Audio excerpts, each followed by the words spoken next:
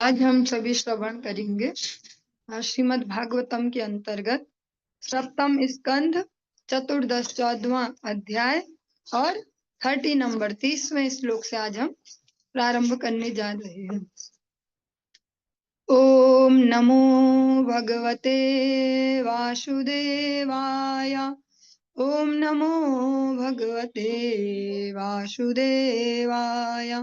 ओम नमो भगवते वासुदेवाय। नारद जी से युधिष्ठिर महाराज जी ने गृहस्थ के कर्तव्यों के निमित्त प्रश्न किया और नारद जी फिर उन्हें एक जो गृहस्थ आश्रम में प्रवेश करते हैं, ऐसे जो मनुष्य हैं, उनको किस प्रकार से इजीली इन भाव बंधनों से वो पार हो पाएंगे, ऐसा उपदेश कर रहे हैं। सरांसि पुष्करादीनि क्षेत्राण्यर्हाश्रितान्युता कुरुक्षेत्रं गयशिरः प्रयागः पुलः श्रमः नैमिषं फाल्गुनं सेतुः प्रभासो अथ कुशस्थली वाराणसी मधुपुरी पंपा बिन्दुसरस्तथा नारायणाश्रमो नन्दा सीतारामाश्रमादयः सर्वे कुलाचला राजन् महेन्द्र मलयादयः एते पुण्यतमा देशा हरेरर्चाश्रिताश्च ये एतान् देशान् निषेवेत श्रेयस्कामो य वीक्षणशः धर्मो यत्रे हितः पुंसां सहस्राधिफलोदयः। पुष्कर जैसे पवित्र सरोवर तथा वे स्थान जहाँ साधु पुरुष रहते हैं, यथा कुरुक्षेत्र, गया, प्रयाग, पुलहाश्रम, नैमिषारण्य, फाल्गु नदी के तट, सेतुबंध, प्रभास, द्वारका, वाराणसी, मथुरा, पंपा, बिंदु सरोवर, बद्रिकाश्रम, वे स्थान जहाँ से होकर नंदा नदी बहती है, वे स्थल जहाँ भगवान श्री रामचंद्र तथा माता सीता ने शरण ली, यथा चित्रकूट तथा महेंद्र और मलय नामक पहाड़ी क्षेत्र भी, इन सभी स्थानों को अत्यंत पवित्र एवं पुण्यशाली माना जाता है। इसी प्रकार भारत के बाहर भी, जैसा हम आज के समय में देख सकते हैं, अभी भारत में तो भगवान की साक्षात कृपा ही है, यहाँ पर भगवत सारे क्षेत्र हैं, लेकिन भगवान के ऐसे पवित्र जनों की अनुकंपा से जो उन्होंने अकारण जगत पर करुणा की, आज आप देख सकते हैं विश्व के अनेक जगह जो भी भगवत जहाँ पर ठाकुर जी, राधा रानी, गौर हरिन के मंदिर जो स्थित हैं, जहाँ शिक्षण कार्य चलता, आध्यात्मिक शिक्षा का, वे भी इसके अंतर्गत ही आएंगे।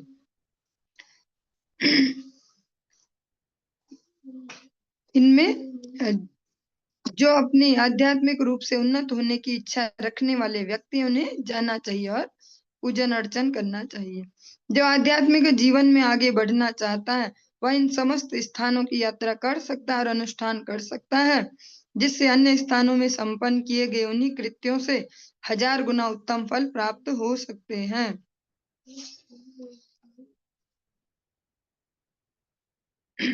और इसको अगर हम समझ पाए, अपने जो गुरु वर्ग हैं, जगत गुरु भक्ति सिद्धांत सरस्वती गोस्वामी ठाकुर प्रभुपाद, वो इस प्रकार से कहते हैं कि जो भी ये हमें करणीय कर्तव्य बताए गए हैं शास्त्र में, यात्राएं करना, तीर्थ करना, लेकिन इनका जो लक्ष्य है वो भगवत नाम में रुचि, भगवत सेवा में, भगवत जनों की सेवा में रुचि है, भगवत भक्तों का संग करना है। स्वच्छंदता से घूमना फिरना नहीं कि हम वहां घूम के आ गए, हम वहां घूम के आ गए, वो तो फिर व्यर्थ का श्रम हो जाएगा, पैसा वेस्ट, समय वेस्ट। लक्ष्य है हरि भक्तों का संग। पात्रं त्वत्र निरुक्तं वै कविभिः अपात्र वित्तमः हरिरेवैक उर्वीशा यन्मयं वै चराचरम्। हे पृथ्वीपति, पटु तथा विद्वान अध्येताओं ने यह तय किया है कि केवल पुण्य पूर्ण पुरुषोत्तम भगवान श्री कृष्ण ही सर्वश्रेष्ठ पुरुष हैं, जिन्हें प्रत्येक वस्तु अर्पित की जानी चाहिए। जिन पर ब्रह्मांड के सभी चर तथा अचर जीव स्थिर हैं और समस्त वस्तुएं उन्हीं से उत्पन्न होती हैं। नारद जी युधिष्ठिर महाराज जी को ये कहते हैं कि जो विद्वान है वास्तविक और जो पटु हैं इस जीवन लक्ष्य को प्राप्त करने में, वो यही निश्चित करते हैं कि भगवान श्री कृष्ण ही पूर्ण पुरुषोत्तम और सर्वश्रेष्ठ है। जो भी हमारे पास हो, व्यक्ति वस्तु परिस्थिति तीनों को ही लेंगे। यहाँ पर वस्तु दिया गया, हम तीनों ही लेंगे। इनको भगवान श्री कृष्ण को ही एकमात्र अर्पित किया जाना चाहिए, भगवत जनों को। और भगवान स्वयं से भी कहते ही हैं तत्पुरुषो मदर्पणम, जो भी आपके पास उपलब्ध है सब मुझे अर्पित कीजिए। प्रहलाद महाराज जी भी बहुत सुंदर सा हमारे लिए उपदेश करते हैं कि यथा तरोर मूला निषेचनेन, वृक्ष की जड़ में अगर हम जल देते हैं तो सब जगह जल पहुंच जाएगा। आध्यात्मिक वृक्ष की जो ये जड़ है वे भगवान श्री कृष्ण स्वयं है। उनकी प्रसन्नता के निमित्त अगर कार्य करेंगे, अनुगत्य में, स्वच्छंदता में नहीं। स्वच्छंद भक्त बहुत सारे हैं भगवान के, बहुत सारी जगह आप सुन लेंगे, हाँ हम भी हैं भक्त, हम ठाकुर जी के भक्त हैं, ऐसा श्री कृष्ण जी के भक्त हैं। स्वच्छंद नहीं, और जो एक ऑथराइज्ड गुरु परंपरा हो उसके मार्ग निर्देशन में अगर इसको करे तो अधिक लाभ प्राप्त होगा। देवस्यार्हत्सु, हमारे शास्त्रों में अनेक जगह ये जो गुरु शिष्य संबंध है इसको बहुत इजीली और स्पष्टतया से प्रमाणित किया गया है। आप इस प्रकार से श्रवण करते हैं। बल्कि कुछ विद्यालय ऐसी भी हैं जैसे विद्या भारती वगैरह, उनमें तो भोजन मंत्र के साथ ही इसको उच्चारण भी किया जाता था।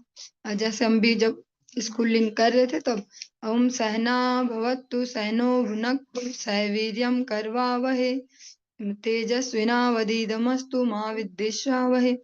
इसका जो वास्तविक तात्पर्य है कि हम गुरु शिष्य दोनों साथ साथ ही उन्नति करें, एक पद पर अग्रसर हो, हम दोनों की भगवत चरणों में अनुरक्ति हो। गुरु शिष्य जो संबंध है वो अत्यंत महत्वपूर्ण है। स्वच्छंदता से आध्यात्मिक जगत में विचरण नहीं किया जा सकता। अगर स्वच्छंदता से चलें तो अनेक प्रकार से पतन की बहुत सारी संभावनाएं हैं। भगवान की ओर कोई भी जीव बढ़ना शुरू करता है तो जो भगवान की माया शक्ति है फिर वो जोर लगाना प्रारंभ करती है। जैसे कोई अगर शक्तिशाली शत्रु हो, उसके साथ कोई युद्ध करे तो उतनी ज्यादा पोटेंशियल दिखाएगा जितना वो शत्रु में जान है। ऐसे ही जो भगवान की तरफ जितनी दृढ़ता से बढ़ते जाते हैं, जो भगवत माया है वो भी उतनी दृढ़ता से उनके साथ लग जाती हैं। परीक्षाएं लेने में या टटोलने में कि कितना इसमें धैर्य है, कितनी स्थिरता है। तो अगर हम स्वच्छंदता से हरि भक्ति करेंगे तो वो भी उत्पाद का कारण बनती है, ऐसी एकांत की हरि भक्ति भी। इसलिए गुरु वैष्णव के अनुगत्य में एक पथ प्रदर्शक की बहुत बड़ी आवश्यकता है। भौतिक जगत में भी हम कुछ भी करते हैं, किसी भी फील्ड में कुछ भी, हाँ चुगली करना भी सीखें। अगर सबसे भ्रष्ट एग्जाम्पल लेते हैं, चुगली करना भी तो हम देख देख कर तो सीखते हैं, वो बचपन से देखते हैं कि अच्छा ये तो बात ही बनाते हैं, ये ऐसे ऐसे शब्द यूज करते हैं, फिर वही हमारे भी शब्दकोश में वही शब्द जमा हो जाते हैं। तो हर जगह एक टीचर तो चाहिए। तो आध्यात्मिक जगत में आध्यात्मिक गुरु का होना अति आवश्यक है। ऐसे आध्यात्मिक गुरुदेव के संरक्षण के बगैर आध्यात्मिक पथ पर सम्यक रूप से आगे नहीं बढ़ा जा सकता। आज नारद जी यहाँ पर युधिष्ठिर महाराज जी का मार्ग निर्देशन कर रहे हैं। देवर्ष्याहत्सु वैसत्सु तत्र ब्रह्मात्मजादिषु राजन्यदग्र पूजायां मतः पात्रतयाच्युतः। हे राजा युधिष्ठिर, तुम्हारे राजसूय यज्ञोत्सव में मेरे साथ साथ देवता, अनेक महामुनि तथा साधुओं के अतिरिक्त ब्रह्मा जी के चारों पुत्र उपस्थित थे। किंतु जब यह प्रश्न उठा कि किस व्यक्ति की सर्वप्रथम पूजा की जाए तो सबने परम पुरुष भगवान श्री कृष्ण को ही चुना। और जो भगवान की श्रेष्ठता जो अभी नारद जी ने कही उसको एग्जाम्पल देकर भी बता रहे कि आपने खुद देखा आपके सामने ही कि वहां मैं भी था, ऐसे अनेक महामुनि थे, अनेक देवतागण थे, सनकादिक भी थे। फिर भी जब प्रथम पूजा का अवसर आया कि किस व्यक्ति की प्रथम पूजा की जाए, किसको इसके लिए अधिकारी समझा जाए, तो भगवान श्री कृष्ण को ही सबने चुना एक मत से। वहां पर कोई वोटिंग नहीं हुई कौन इस पक्ष में कौन उस पक्ष में, सबने एक कह सकते हैं एक विचार से एक मत से सहमत होकर भगवान श्री कृष्ण को इसके लिए चुना। जीव राशि भी राकीर्ण अंड कोशांग्रिपो महान तन्मूलत्वादच्युतेज्या सर्वजीवात्म तर्पणम। जीवों से पूर्ण हुआ यह समग्र ब्रह्मांड एक वृक्ष के तुल्य है जिसकी जड़ पूर्ण पुरुषोत्तम भगवान अच्युत जो भगवान श्री कृष्ण है। इसलिए मात्र भगवान श्री कृष्ण की पूजा करने से समस्त जीवों की पूजा हो सकती है। इसीलिए जो यह भी नारद जी के वचन है ये कि भगवान जड़ के तुल्य, भगवान को प्रसन्न करने से सबकी प्रसन्नता, आप अगर देखेंगे दृढ़ता से तो जो जो गौड़ीय वैष्णव जगत है ये इसी फिलॉसफी पर चलते हैं कि जो उपास्य है वे भगवान श्री कृष्ण ही एकमात्र है। यहाँ पर अलग अलग से सोशल सर्विस ऐसा या बहुत सारी सेवाएं ऐसी होती है उनको नहीं बताया जाता कि ये भी करो वो भी करो। वो अलग है कि प्रचार के लिए निमित्त बहुत कुछ कर रहे होते हैं भक्त, समाज में जैसा चल रहा होता है, लेकिन इस प्रकार से कहा नहीं जाता है। ये हमारा कोई कह सकते हैं सिद्धांत के अंतर्गत नहीं आता। पहले जो प्रथम सिद्धांत है वह भगवान श्री कृष्ण की सेवा, भगवान श्री कृष्ण की संतुष्टि, क्योंकि जब हम इस मेन टारगेट के लिए चलेंगे बाकी सब इसके अंतर्गत हो जाएगा। ऐसा हो नहीं सकता कि कोई भगवान श्री कृष्ण के प्रति ईमानदार है, सेवा में नियुक्त है और वो गायों को मारते फिरता हो डंडा लेके या उनका कुछ नुकसान करता हो, वो मनुष्यों को कुछ ऐसा नुकसान करता फिरता हो, जानवरों को मारता हो, हिंसा करता हो, ऐसा नहीं देखा जाता। इसीलिए यहाँ मूल में रखा गया भगवान श्री कृष्ण की सेवा को, और अंगी भगवान श्री कृष्ण की सेवा, और अंग में फिर ये और सब सेवाएं आ जाती हैं। इन सबको फिर स्वतः हमारी रुचि बन जाएगी, पर पहले जो रुचि है वो भगवत सेवा में उत्पन्न करवाई जाती है।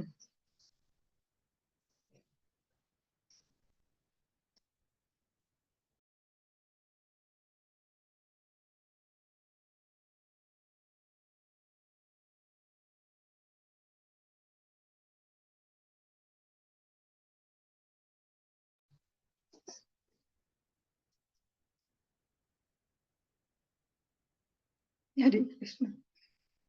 पुराणे पुराण्यनेन सृष्टानि नृतिर्यगृषि देवताः शेते जीवेन रूपेण पुरेशो पुरुषो यशो। पूर्ण पुरुषोत्तम भगवान ने अनेक पुर अर्थात रहने के स्थान बनाए हैं, यथा मनुष्यों के शरीर, पशु पक्षी ऋषि तथा देवता, इन असंख्य शरीर रूपों में श्री भगवान परमात्मा रूप में जीव के साथ निवास करते हैं। इस प्रकार वे पुरुषावतार कहलाते हैं। प्रथम स्कंद में जब हम इस प्रकार का प्रसंग सुन रहे थे सृष्टि वाला, तब भी हमने उसमें भगवान के जो अलग अलग अवतार हैं उनको श्रवण किया। जो भगवान समस्त जीवों के हृदय में परमात्मा रूप से निवास करते हैं उसको भगवान का पुरुषावतार कहते हैं। तेष्वेव भगवान राजस्तारतम्येन वर्तते तस्मात् पात्रं हि पुरुषो यावानात्मा यथेयते। हे राजा युधिष्ठिर, प्रत्येक जीव में स्थित परमात्मा उसकी समझने की क्षमता के अनुसार उसे बुद्धि प्रदान करते हैं। अतएव शरीर के अंदर परमात्मा प्रमुख होते हैं। परमात्मा जीव के ज्ञान के सापेक्ष विकास, तपस्या, आत्म संयम इत्यादि के अनुसार उसके समक्ष प्रकट होते हैं। जैसे प्रत्येक जो जीव है, प्राणी है, स्पेशली मनुष्य कहें, यहाँ पर प्रत्येक जीव ही लिया गया, जिस प्रकार से वो समझ सकता है, जितनी उसकी क्षमता है उसके अनुसार ही भगवान उसे बुद्धि प्रदान करते हैं। और परमात्मा का ही मेन रोल है हमारे शरीर के अंतर्गत। भले ही हम अपनी कोई सी फिजिकल जो क्वालिटी है उसको समझते हो कि हम में बहुत बल है या दिमाग तेज है या कुछ भी ऐसा समझ सकते हैं, हमारा शरीर का रंग ऐसा है या ये वो जो भी, लेकिन जो बेस है वो भगवान है जो परमात्मा रूप में वहां स्थित है। परमात्मा जीव के सापेक्ष विकास तपस्या, आत्म संयम इत्यादि के अनुसार उसके समक्ष प्रकट होते हैं। और ऐसे भगवान जो निरंतर हमारे हृदय में स्थित हैं, वैसे जीव के जिस प्रकार से वो विकसित हो पा रहा है, जिस चेतना के साथ, किस प्रकार का वो आत्म संयम रखता है, कैसी वो तपस्याएं जीवन में कर रहा है, उसके अनुसार ही भगवान उनके लिए उतने ही कह सकते हैं बोध गम्य होते हैं या अनुभव गम्य हो पाते हैं। दृष्ट्वा तेषां मिथो नृणाम वज्ञानात्मतां नृपा त्रेतादिषु हरेरर्चा क्रियाय कविभिः कृता। हे राजन, जब ऋषि मुनियों ने देखा कि त्रेता युग के प्रारंभ में ही परस्पर अनादर पूर्ण व्यवहार आरंभ हो गया, तो मंदिर में अर्चा विग्रह की साज सामग्री सहित पूजा का सूत्रपात हुआ। जब भी कोई युग ऐसे पूर्ण होने की ओर होता है, तो जो उस युग का युग धर्म था या उस युग में भगवत प्रसन्नता के लिए जो तरीका था, उनमें ह्रास आने लगता है, मीन्स कमी आने लगती है। तो फिर भगवान जो वो नेक्स्ट में चलने वाला उसको स्टार्ट कर देते हैं साथ साथ। जैसे हम इस भौतिक जीवन में भी बोलते हैं ना, जितनी जल्दी हम शुरू करते हैं फिर उतना एडिटिंग होते जाती है, सुधार होते जाता है। और जब नारद जी कहते हैं युधिष्ठिर महाराज को, जब ऋषि मुनियों ने देखा त्रेता के प्रारंभ में ही परस्पर जो भी है इस प्रकार के व्यवहार शुरू हो गए जो अनवांटेड हैं, जो नहीं होने चाहिए, तो फिर भगवान के जो अर्चा विग्रह हैं उनकी जो सेवा है ये मंदिरों में, वो वाला ये पूजा का सूत्रपात हुआ, ये प्रारंभ हो गया।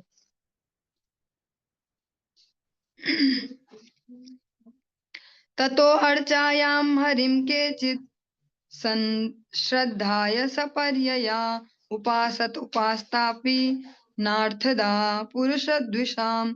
कभी कभी नव जिज्ञासु भक्त श्री भगवान की पूजा में संपूर्ण साज सामग्री अर्पित करता है और वह वास्तव में श्री भगवान की पूजा अर्चा विग्रह के रूप में करता है, किंतु भगवान श्री विष्णु के अधिकृत भक्तों से ईर्ष्यालु होने के कारण श्री भगवान उसकी भक्ति से कभी प्रसन्न नहीं होते।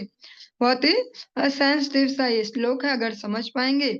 कई बार हम अर्चा विग्रह की सेवाओं में इतने व्यस्त रहते हैं, कह सकते हैं इतने लीन हो जाते हैं या इतने आसक्त हैं कि बस ये अर्चा विग्रह ही भगवान है और भगवान के भक्तों की उपेक्षा करते हैं, तो ये फिर हमारे पतन का कारण बनता है।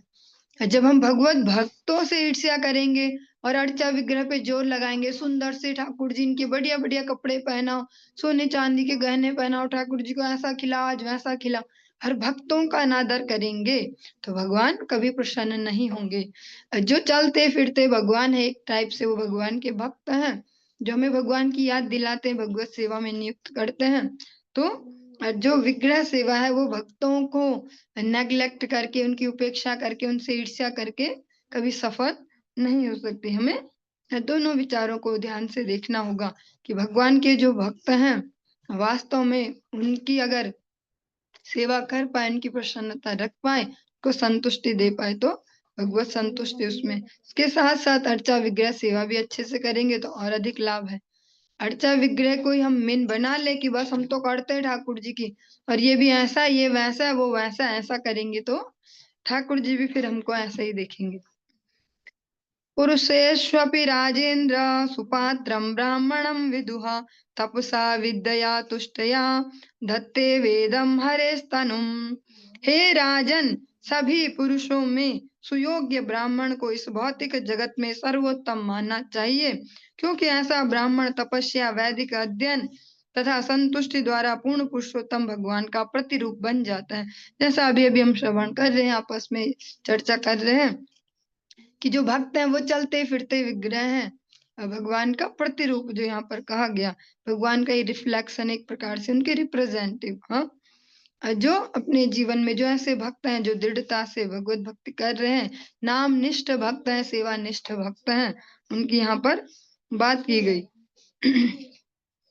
नन्वस्य ब्राह्मणा राजन् कृष्णस्य जगदात्मनः पुरन्तः पादरजसा त्रिलोकीं दैवतं महत्। हे राजा युधिष्ठिर, ऐसे ब्राह्मण जो विशेषतः पूरे विश्व में श्री भगवान की महिमा के प्रचार में व्यस्त रहते हैं, संपूर्ण सृष्टि के आत्मा पूर्ण पुरुषोत्तम भगवान द्वारा मान्य तथा पूजित होते हैं। ब्राह्मण अपने प्रचार द्वारा तीनों लोकों को अपने चरण कमलों की धूलि से पवित्र बनाते हैं और इस प्रकार वे भगवान श्री कृष्ण के भी पूज्य हैं। जो भगवान को अपने जीवन के केंद्र में रखते हैं और उनकी प्रसन्नता के लिए, और जो भगवान की कह सकते हैं मुख्य रुचि है जीवों का कल्याण, उसमें जो सहयोग करते हैं। भगवान की यही तो रुचि है, मम वांछो जीव लोके जीव भूता सनातना। हाँ, और यही टेंशन है, मनसष्टानि इंद्रियाणि प्रकृति स्थानि कर्षति। भगवान को भी टेंशन होती है कि जीव हमेशा हमेशा से नित्य दास के रूप में मेरा अंश है, शाश्वत अंश, पर मन और जो 5 और इंद्रियां कुल मिला के 6 है, इसको अपनी अपनी ओर खींच रहे हैं। भगवान की इस टेंशन को, इस परेशानी को दूर करने में जो सहयोग करते हैं, ऐसे भगवान के भक्तजन जो ब्राह्मण संस्कृति में जी रहे हैं, ऐसे जो भक्त हैं वे पूरी सृष्टि को क्या, सारे लोगों को अपनी चरण धूलि से पवित्र करते हैं और भगवान श्री कृष्ण के भी पूज्य हैं। हम अनेक अनेक प्रसंगों में देखते हैं भगवान अपने भक्तों को बहुत आदर देते हैं, बहुत प्रेम देते हैं। स्पेशली जो भगवत धाम की ओर जीवों को लौटाने की सेवा में लगे हैं, सबसे ज्यादा प्रसन्न भगवान उनसे ही होते हैं। भगवत गीता में भगवान कहते हैं जो मेरे इस उपदेश को अन्यों को सुनाते हैं, उनमें इसके लिए सेंसिटिविटी उत्पन्न करते हैं, वो मेरे सबसे अधिक प्रिय हैं। इसीलिए गुरु वैष्णव का यही प्रयास है कि वे इसी कार्य को कर रहे हैं भगवत प्रसन्नता के लिए। हम जैसे जो कह सकते हैं अनेक अनेक अनर्थों से भरे पड़े जीवों को स्मरण करा करा के भगवत सेवा की ओर रुचि उत्पन्न करवाने का प्रयास करते हैं, और यही उनका प्रयास है कि हम भी इस कार्य में नियुक्त हो पाए। अपन आचार्य जीवेर सिखाए, स्वयं सीखें और आगे सिखाने जाएं। इस प्रकार से जो है चतुर्दश 14वां हमारा अध्याय है, सप्तम स्कंद का यह संपूर्ण हुआ। 15वें अध्याय में हम प्रवेश करते हैं। इसमें हम सीख पाएंगे जो मनुष्य हैं, जो सिविलाइज्ड मनुष्य जिनको कहा जाना चाहिए सुसंस्कृत सभ्य, उनके लिए क्या क्या करणीय है। क्योंकि एक तो सिविलाइजेशन ये भी है जो हमारे मानव समाज में भी चल रहा है, जो सिविलाइजेशन हमें नरक की ओर बढ़ा रहा है, पशु संस्कृति की ओर बढ़ा रहा है।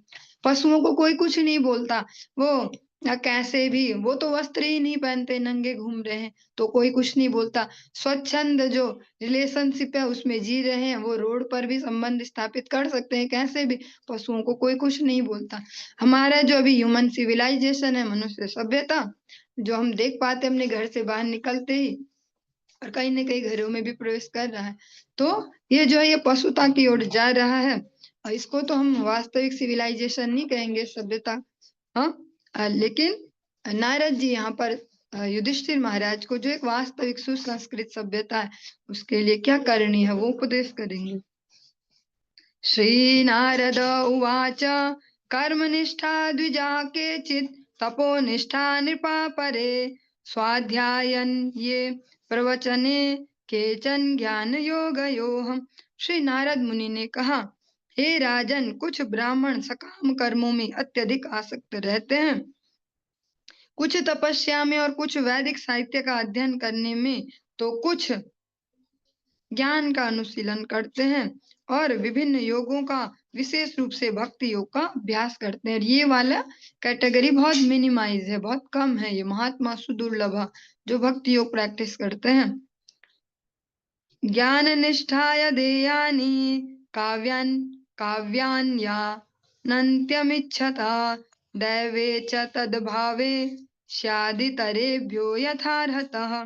जो व्यक्ति अपने पितरों या स्वयं की मुक्ति का इच्छुक हो, उसे चाहिए कि ऐसे ब्राह्मण को दान दे जो निर्विशेष अद्वैतवाद में निष्ठा, जो ज्ञान निष्ठा है उसको रखता हो। ऐसे उच्च ब्राह्मण के अभाव में सकाम कर्मों, जिनको कहते हैं कर्म कांड में आसक्त ब्राह्मण को दान दिया जा सकता है।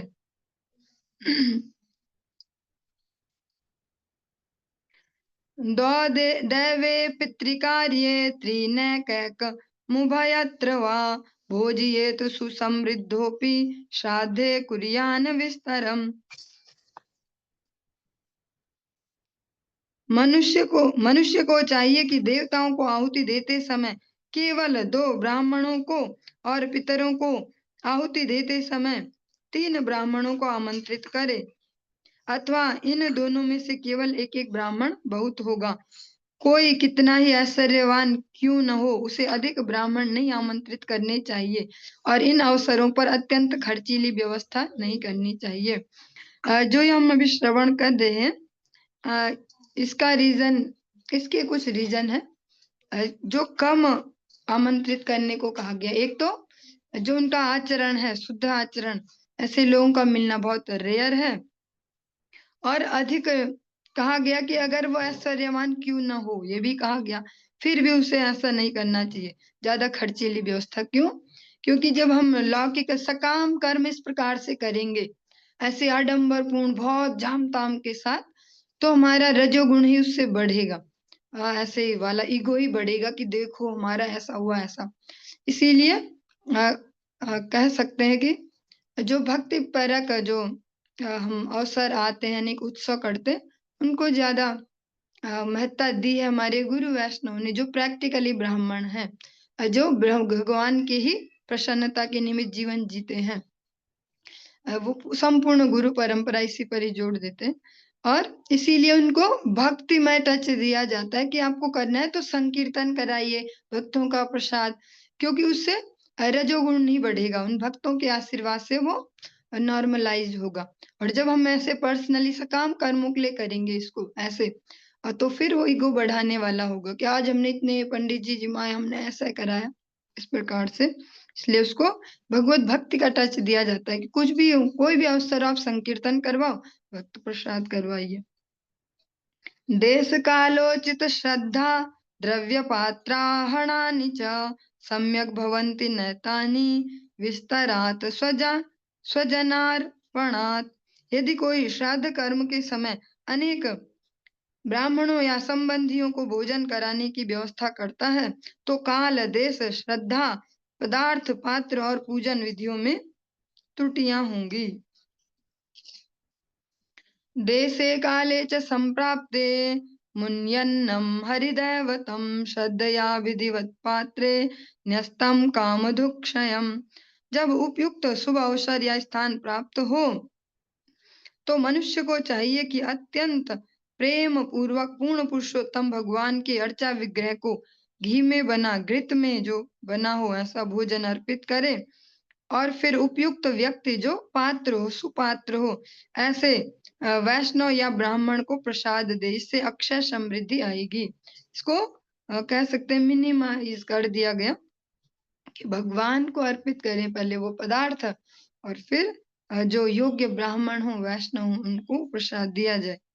देवर्षि पितृभूतेभ्य आत्मने स्वजनाय च अन्नम संविभज पश्येत सर्वम तत्पुरुषात्मकम। मनुष्य को चाहिए कि देवताओं, साधु पुरुषों, अपने पितरों, सामान्य जनों, अपने पारिवारिक सदस्यों, अपने संबंधियों तथा मित्रों को पूर्ण पुरुषोत्तम भगवान के भक्तों के रूप में देखते हुए प्रसाद प्रदान करे। ऐसा क्यों कहा गया जोड़ देके? इससे हमारा जो भौतिक जो ईगो है, अहंकार है, वो डेवलप नहीं होगा, वो बढ़ नहीं पाएगा, उसको पोषण नहीं मिलेगा कि देखो हम ऐसा कर रहे हैं, भगवान के भक्तों को कर रहे हैं। तो फिर एक ह्यूमिलिटी आएगी, दैन्यता आएगी कि भगवान के भक्त, इनकी प्रसन्नता से हमारा मंगल होगा। न दद्यादामिषं श्राद्धे न चाद्याद धर्म तत्त्ववित् मुन्यन्नः स्यात् परः प्रीतिर्यथा न पशुहिंसया। धार्मिक सिद्धांतों से भली भांति अवगत मनुष्य को चाहिए कि वह श्राद्ध कर्म में मांस, अंडे या मछली जैसा कोई पदार्थ अर्पित न करे और न ही स्वयं भी ऐसी वस्तु खाए, चाहे वह क्षत्रिय ही क्यों न हो। जब घी से बना उपयुक्त भोजन संत जनों को दिया जाता है तो यह कृत्य पितरों तथा परमेश्वर को अत्यंत प्रिय लगता है, क्योंकि वे यज्ञ के नाम पर पशुओं का वध किए जाने पर कभी प्रसन्न नहीं होते। अब सुनने में थोड़ा अजीब सा लगेगा कि भाई श्राद्ध में भी कोई मांस, अंडे, मछली ये यूज करता है, ऐसा क्यों कहा गया? ऐसा इसलिए कहा गया कि हम में से अधिकतर लोग समझ पाएंगे अपनी अपनी कम्युनिटी में झांक के कि कहीं ना कहीं देवताओं के पूजन के नाम पे वर्ष में एक बार दो बार ऐसा अब तो कम देखा जा रहा है, पर कुछ साल पहले तक अगर देखें तो ये प्रक्रिया चलती ही थी। हाँ, कि ऐसे में देवता भी खुश होंगे, परिवार में सुख शांति बनी रहेगी, एक साल भर में इकट्ठे हो जाओ सब, और फिर 2-3 बकरों को इस नाम पे मार दिया जाएगा कि भैया देवता खुश हो जाएंगे। और फिर प्रैक्टिकली मैंने भी ऐसे आयोजनों का बचपन में बहुत बार ऐसे अटेंड किए हैं, इसलिए इसको इतने खुल के बोल भी पाती हूँ। क्योंकि और फिर लास्ट में प्रसाद के नाम पे हलवा और उसके साथ वो एक एक मांस का टुकड़ा वो बांटा जाता है ऐसे ऐसे। तो भगवान की इतनी कृपा रही कि ऐसा कभी रुचि बनी नहीं उसको देख के कि ऐसे खाया जाए कि प्रसाद भी है भले। ऐसा अनेक अभी अभी भी कई जगह चल रहा होगा। इसलिए शास्त्र में इस प्रकार से स्पष्ट दिया गया कि श्राद्ध कर्म के नाम पे ऐसा ना किया जाए, बल्कि सात्विक आहार जो गौ घृत है उसमें बना के भगवान को अर्पित किया जाए, और फिर उसको जो भगवान के जन है जो शुद्ध आचरणशील है उनको प्रदान किया जाए। भगवान कभी भी पशुओं के वध से प्रसन्न नहीं होंगे कि हम इसके नाम पे उसके नाम पे और फिर पशुओं को उनके शरीरों से उनके प्राण छीन ले। नैतादृशः परो धर्मो नृणां सद्धर्ममिच्छताम् न्यासो दण्डस्य भूतेषु मनोवाक्यायजस्य यः। जो जन श्रेष्ठ धर्म में प्रगति करना चाहते हैं उन्हें मंत्रणा दी जाती है कि वे अन्य जीवों से शरीर, वाणी या मन संबंधी संपूर्ण ईर्ष्या छोड़ दें। इससे श्रेयस्कर कोई अन्य धर्म नहीं है। बहुत सुंदर सा कीर्तन करते हैं, नित्यानंद प्रभु की स्तुति करते हैं। जीव दया कृष्ण नाम सर्वधर्म सार। जीवों के प्रति जो दया है, तो दया क्या है?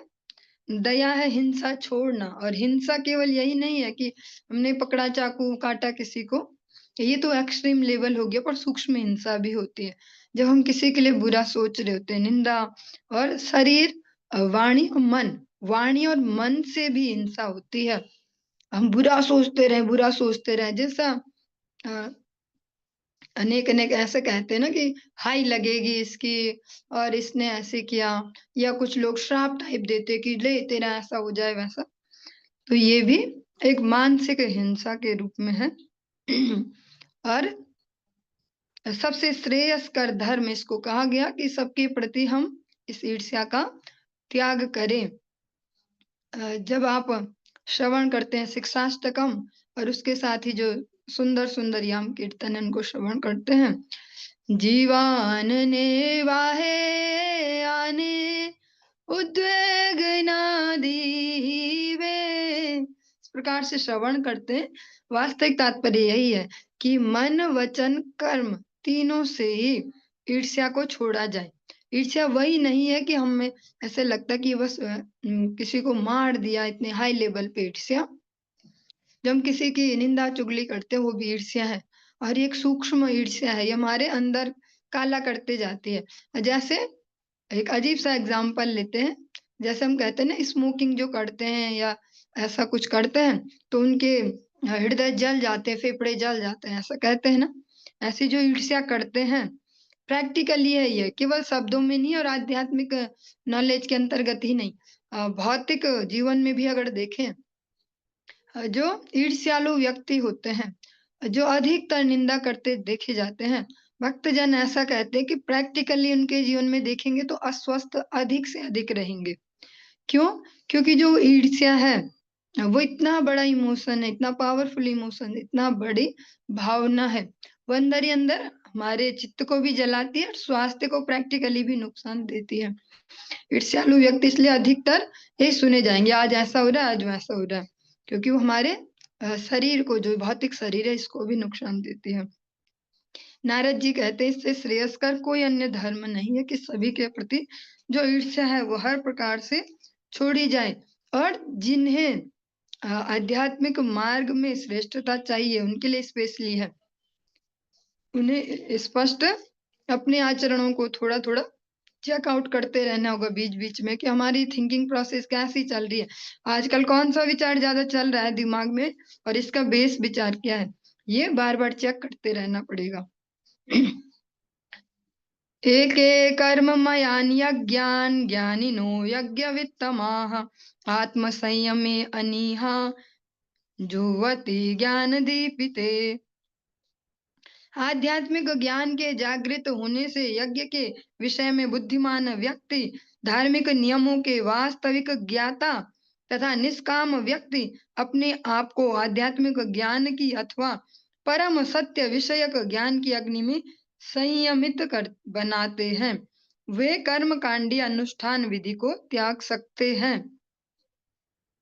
यहाँ पर एक सुझाव दिया गया है कि जो आध्यात्मिक रूप से जागृत होना चाह रहे हैं और हो रहे हैं, वे फिर जो कर्म कांडी अनुष्ठान है इस विधि को त्याग सकते हैं, क्योंकि जो हमारे वेद हैं उनमें इस प्रकार से दिया गया कर्म कांड वाला एक विधान, फिर ज्ञान कांड, फिर भक्ति उपासना कांड जो है फाइनल है।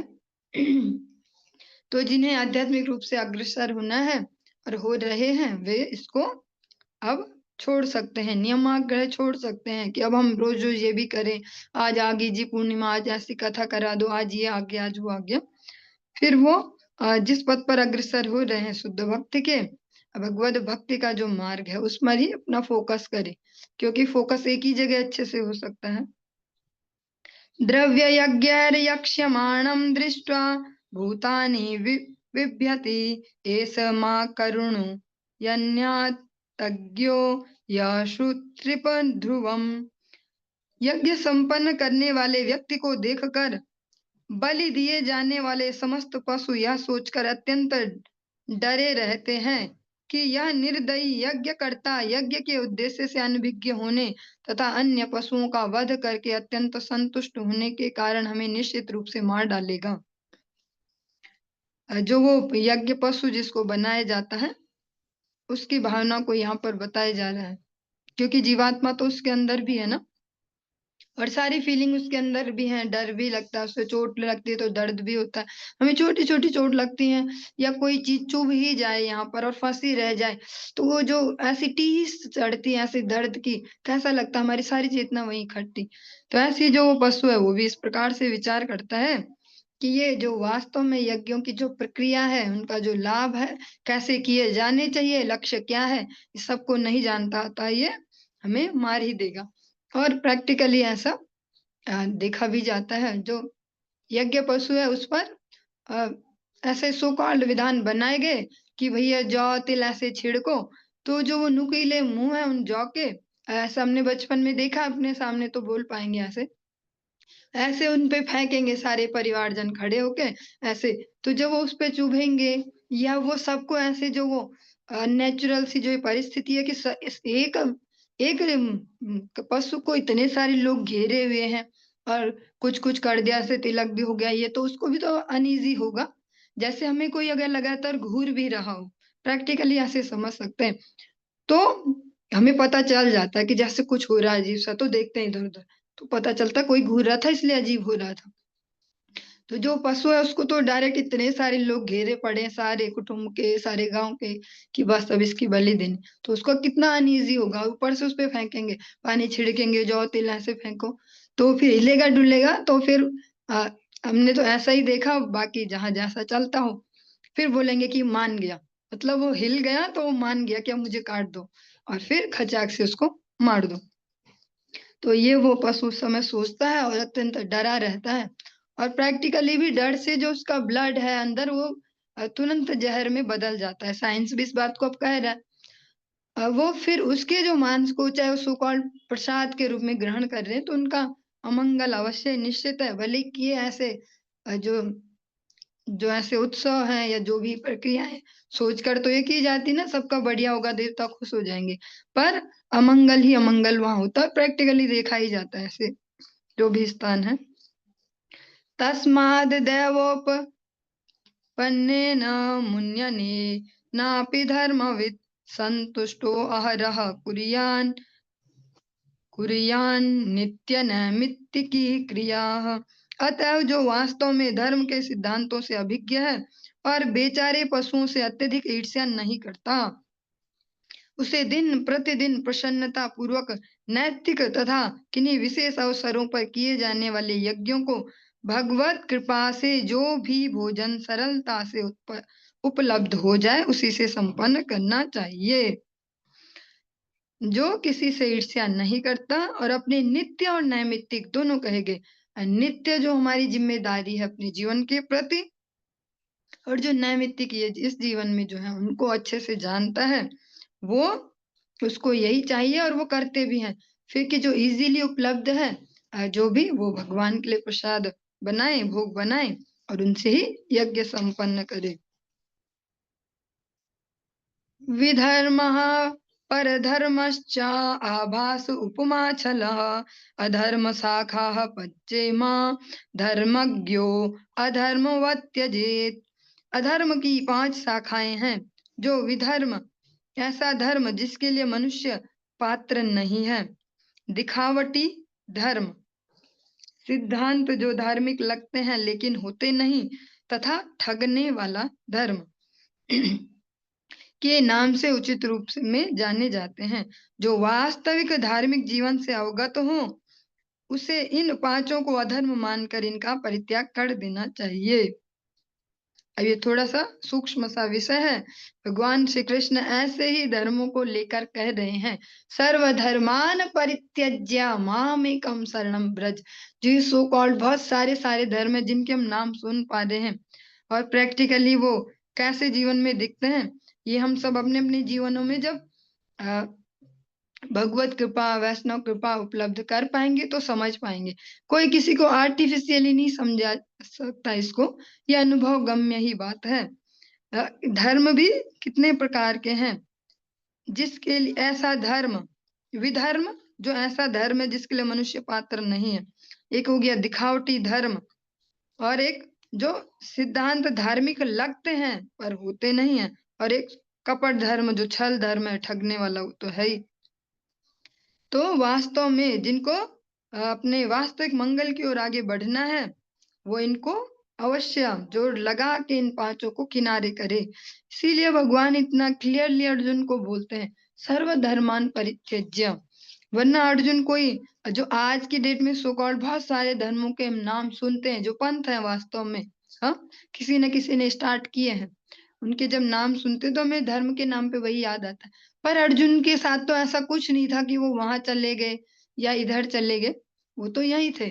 फिर भी भगवान क्यों कहते हैं सर्वधर्मान? इसीलिए जो अनेक प्रकार के सो कॉल्ड धर्म हमारे जीवनों में होते हैं, हे अर्जुन तुम इन्हें छोड़ो और मेरी शरण में आओ एकमात्र, क्योंकि मैं ही परम हूँ। मेरे कहने से चलो और टेंशन मत लो। तुम्हें डर लगेगा क्योंकि प्रैक्टिस ऐसी हो रखी है अभी तक कि ये करने से ऐसा होता है। हाँ, जो भी एग्जाम्पल नहीं दूंगी, देना खतरनाक हो जाएगा। जो भी तुम्हें लगता है ऐसा धर्म है, इससे ये होता है, ऐसा नहीं करेंगे पाप चढ़ जाएगा, ये हो जाएगा, तो अहम त्वाम सर्व पापेभ्यो मोक्षयिष्यामि मा शुचा। तुम डरो मत, मैं ले लूंगा जो तुम्हें लगता है कि पाप लगेगा। धर्म बाधो विधर्मः स्यात् परधर्मो अन्यचोदितः उपधर्मस्तु पाखंडो दंभो वा शब्दभिच्छलः। जो धार्मिक नियम किसी को अपना धर्म पालन करने से रोकते हैं, जो धार्मिक नियम किसी को अपना धर्म पालन करने से रोकते हैं, वे विधर्म कहलाते हैं। अन्य व्यक्तियों द्वारा प्रारंभ किए गए धार्मिक नियम, अन्य व्यक्तियों द्वारा मीन्स जो बीच बीच में कुछ सो कॉल्ड ज्ञानी जन्म ले लेते हैं इस जगत में और वो अपने अपने पंथ चलाते हैं। कुछ समय के बाद वो इतने दृढ़ता से प्रचारित हो जाते हैं कि अब वही वास्तविक धर्म का स्थान ले लेते हैं। वो कहलाते हैं परधर्म। जो मिथ्या गर्व करता है और वेदों के नियमों का विरोध करता है, उसके द्वारा सृजित नए प्रकार का धर्म उपधर्म कहलाता है। सब जो ऐसे अनेक सो कॉल्ड धर्म आज विश्व में बहुत दृढ़ता से प्रचारित, प्रसारित और आचरण में चल रहे हैं, इनको कहा गया उपधर्म। जो वेदों के जो नियम है उनका घोर विरोध करते हैं और नया कुछ चला लेते हैं, इसको उपधर्म।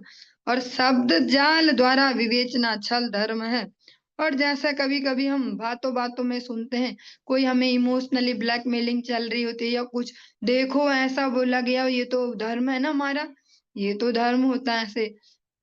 ऐसे भी बोल सकते हैं, पत्नी धर्म, पुत्र धर्म, ऐसे कुछ कुछ। वो है जो वास्तव में शास्त्रों द्वारा वर्णित है, और एक वो है जो बना दिए जाते हैं अपने कुछ, कह सकते हैं, कुछ मतलबों को साधने के लिए, स्वार्थ सिद्धि के लिए। उन्हें कहा गया छल धर्म, जो शब्द जाल द्वारा बुने जाते हैं, ऐसे धर्म को कहते हैं छल धर्म।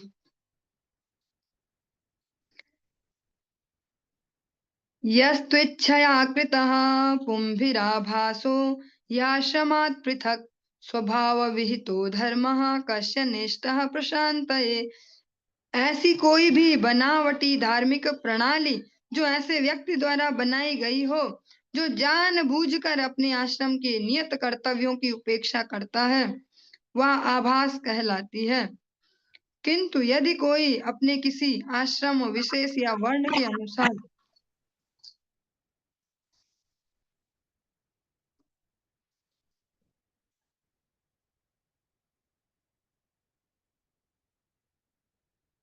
किसी आश्रम विशेष या वर्ण के अनुसार अपने नियत कर्तव्य करता है, तो फिर वे समस्त भौतिक क्लेशों को भगाने हेतु प्रयत्न क्यों नहीं है।